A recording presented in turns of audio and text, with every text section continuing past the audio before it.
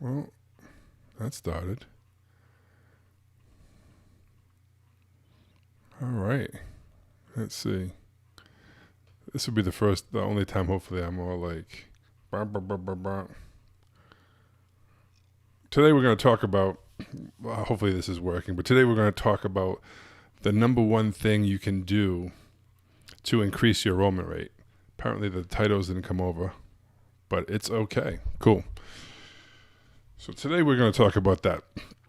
So I was in a group actually of a high ticket program that I went through, God, maybe about 5 years ago. And someone posted that they listened to one of their own calls with a friend from the group, and they were shocked at what they heard. And this doesn't surprise me at all. The thing that surprised me is this is the first time she listened to a call, and she's been taking calls for over 4 years, which is mind blowing. Okay. So, anyway, I just kind of gave the cat away. I've been messing with this technology for so long. Let me switch over to what we're going to talk about today. The number one thing you can do, I kind of blew it all up anyway, is listening to your calls. And there are certain things you need to kind of listen for. So this is what I do in Enrolling Mastery. I break down tons of calls. I've probably broken down hundreds and hundreds and hundreds of calls. I don't think thousands, but hundreds for sure. And there are common things you need to listen for, right? So I'm going to give you a couple of tips here. I think I have a whole list of it. I don't usually go over this too much because I'm usually the one breaking it down, and I kind of teach them as I go with the program. But if it's interesting to you, maybe I'll put a call to action in the text after if you wanted to know all the steps. I'll share them with you. But let me, where's my iPad? All right. Is it up? Yeah. Okay, cool. So I'm going to give you like 5. I have about 15 of them or so. I don't want to overwhelm you, but if you just do these 5, that it's a huge eye-opening thing. So the first one I should say, is when you listen to yourself, because at any time you're conveying one of two things. Okay, you're either conveying certainty or doubt. So listen to yourself. Do you sound like you're conveying certainty or you're conveying doubt? There's a lot of ways that can come across.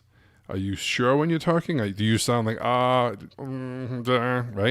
So that ties into other ones actually. So the first thing is just when you're listening throughout the call, are you conveying certainty or doubt at every part of the call? Okay.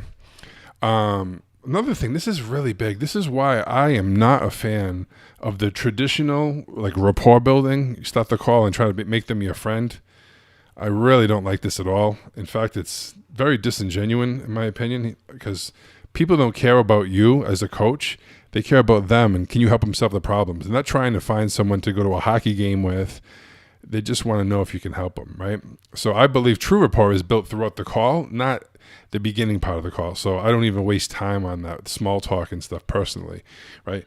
The reason why I don't like the way most coaches try to build rapport, it's because there's another question you have to ask yourself, right?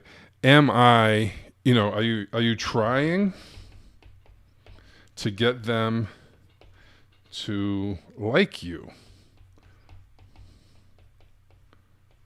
Right? Are you trying to get them to like you? This is really bad framing, right? It puts you in this needy place, right? So it's really awful framing. And the more you try, the more you're rapport seeking, the more they kind of pull away just naturally. It's like, it's kind of like dating, I guess, it's kind of a cliche thing, but like if a guy goes up to the girl and says, "Oh my God, you're so beautiful. I just, oh," and it's like this needy, gross thing. It's kind of like most women worth of any salt are going to be like, "Ugh, that's gross. Get away from me," right? You want someone to want you, not to need you, right?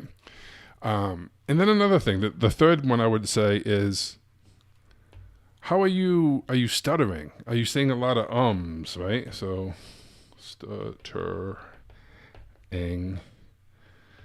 ums. Are you doing nervous sounds? I do that sometimes. I smack my lips. It drives me nuts. I don't even realize I do it, so I listen back.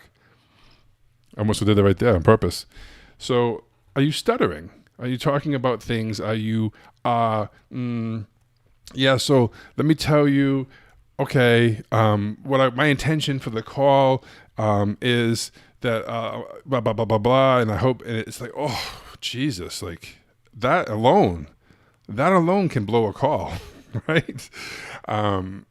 Here's another good one. This is a good one too. This happens a lot. This kind of, it's really bizarre.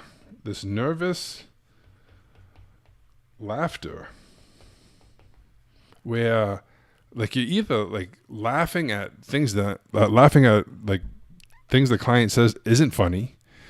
You're laughing when after they laugh at something that isn't even appropriate, right? Like I've listened to calls, tons of calls where they'll say something like, I don't know, like, oh yeah, I've been this way for like 30 years. And they have this, the client laughs. And then I hear the coach laugh. It drives me nuts, right? It drives me nuts. The first thing I'm thinking is like, why did you just say that horrible thing and then laugh after it? And shut up, see what they say, right? But if you're laughing at it, or if you're laughing in inappropriate spots, like I've heard people laugh for no reason, like when they're talking about their program or when they're giving the price, like the worst time to laugh, right? So nervous laughing at random spots when you shouldn't be laughing, right? Listen for that. Are you doing that? Oops. And then this is a big one too. This is because of the uncertainty, right? It kind of ties into the first one. A lot of them kind of go back to the first one. And it's basically, does your voice nervously kind of go up when you're saying a statement, right? Like people don't even realize this. They'll say something like a statement and their voice will go like, I don't even know. I'm going blank here, of course. But it's like, I think so much in questions. I keep getting questions in my head. But they'll say, even like a question, like, it just goes up. So I can tell you about my program. So I'm going to tell you about my price. It's like, it just goes, it's so weird. So just make sure when you're saying a statement, make sure you have like a down tone. So let me tell you about my program, right? So let me tell you about my program. No. Let me tell you about my program. No. Let me tell you about my program. Boom. All right. So that's a big one. Nervous pitch that goes up. Weird cadences. Some people talk about, I didn't write that down. I'll just put voice pitch. Voice pitch. It's usually high, going up. Okay. Some of the things that you want to think about too on the call, those are the big ones, right? Like, are you conveying certainty or doubt at any given moment? That's the most important thing. You can listen to the call and ask yourself that question. Ask yourself, am I trying to get them to like me? Am I trying too hard? Right? Whether it's the rapport phase or whatever it is. And this ties into other ones like you're afraid to blow the sale or blow the call. You don't want to challenge them. They'll say something to you where your first reaction is something, but you don't want to say that because you don't want to upset them. All this needy garbage that needs to go, right? Because the goal in the call is for you to show up as your true self, without the bullshit, without the limitations, without the need, right? The outcome independence, that whether they sign up or they don't sign up, it shouldn't matter to you, right? And if you can come from that place where it's all about them and being in the moment, going down the rabbit holes, chasing the truth, right? Not forcing pain, not like just getting really clear of what's going on. Because what's going to happen is if you don't do that, if you don't have really good questions, the problem is most coaches think that they need to have all the answers, right?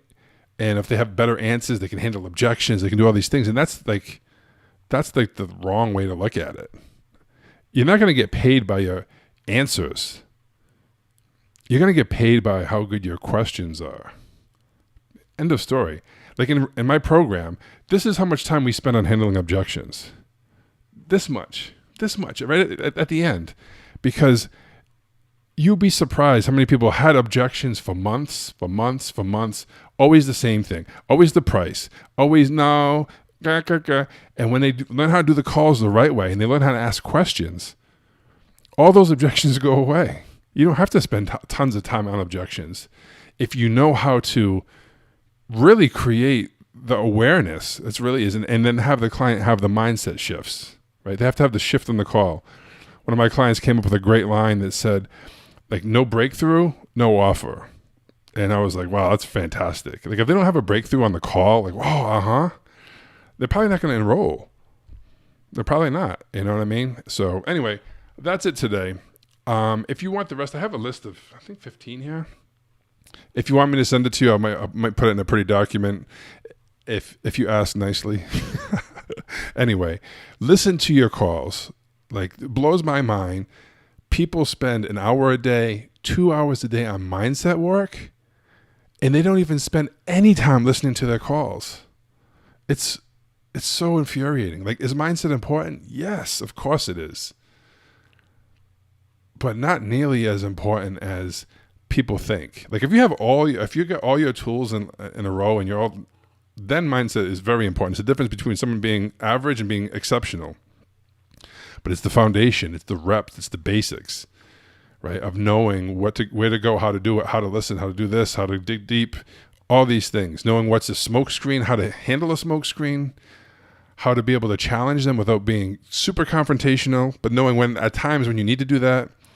It's very important. So anyway, that is it for today. I'm going to figure out how to use this software. It might not even have worked, so maybe no one's even seeing this. Either way, it's a cool learning experience for me. I hope you guys have a wonderful Friday, and I will talk to you later. See you guys.